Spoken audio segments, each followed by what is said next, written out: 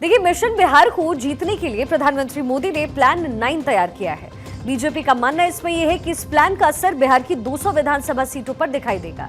अब इस प्लान के जरिए बीजेपी बिहार में बड़ी जीत की उम्मीद लगाए बैठी है, तो वहीं दूसरी ओर विपक्ष के लिए ये प्लान उसकी उम्मीदों पर बड़ा प्रहार हो सकता है। क्या है प्रधानमंत्री मोदी का ये प्लान 9, आपको रिपोर्ट में दिखाते हैं।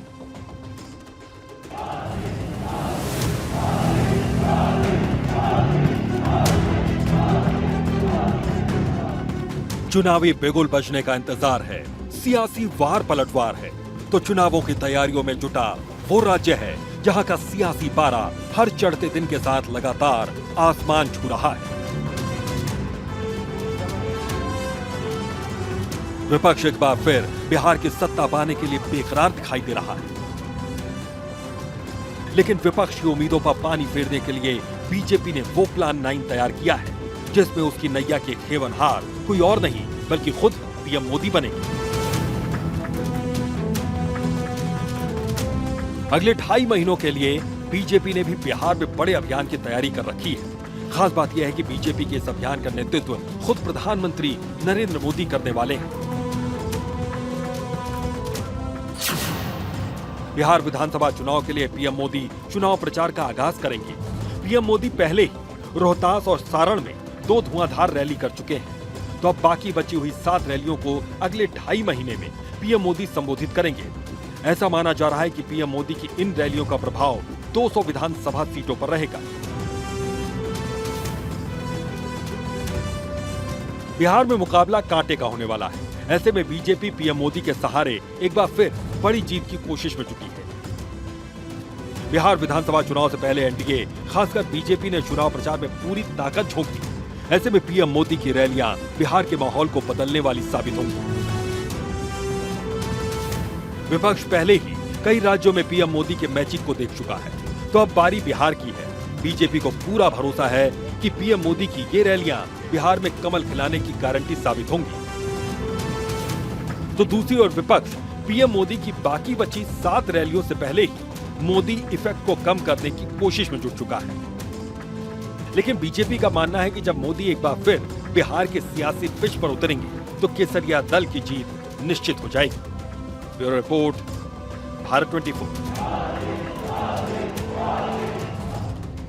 बिहार की नीतीश सरकार ने कैबिनेट की बैठक में पंचायत प्रतिनिधियों को हथियार के लाइसेंस दिए जाने पर मुहर लगाई।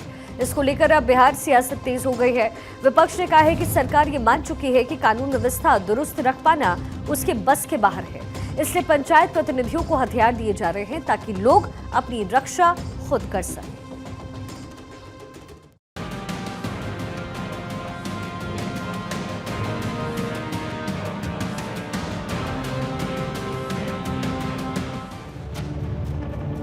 बिहार के सीएम नीतीश कुमार ने कैबिनेट की बैठक में पंचायत प्रतिनिधियों की लंबे समय से चली आ रही मांग पर मुहर लगाई। मांग थी कि जनप्रतिनिधियों की जान माल की रक्षा के लिए पंचायत प्रतिनिधियों को भी हथियार के लाइसेंस दिए जाएं। जैसे ही सरकार ने यह फैसला किया, तेजस्वी यादव ने अपनी सभाओं में कलम बांटना शुरू कर दिया।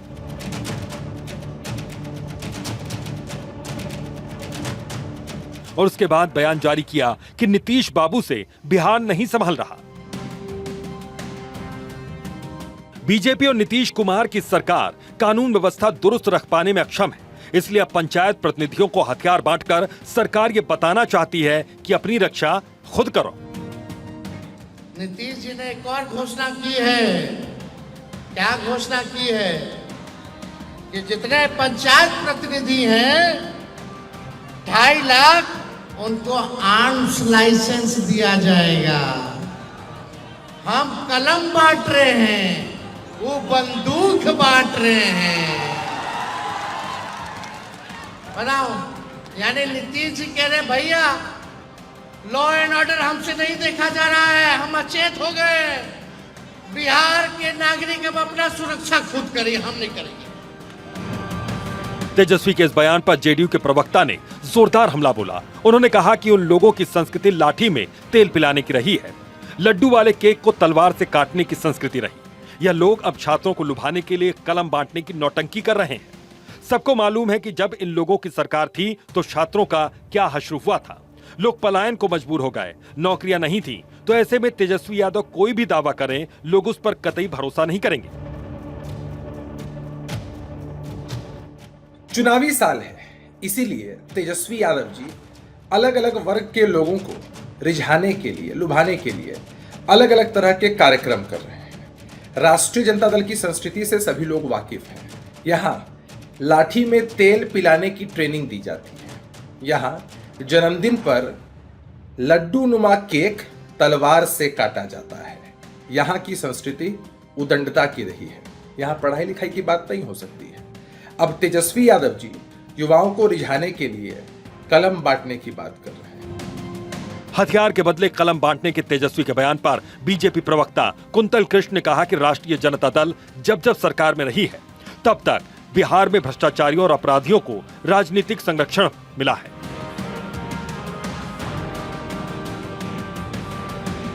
तेजस्वी का समय हो या उनके माता पिता लालू प्रसाद यादव और राबड़ी देवी का बिहार जंगल राज में तब्दील हो गया।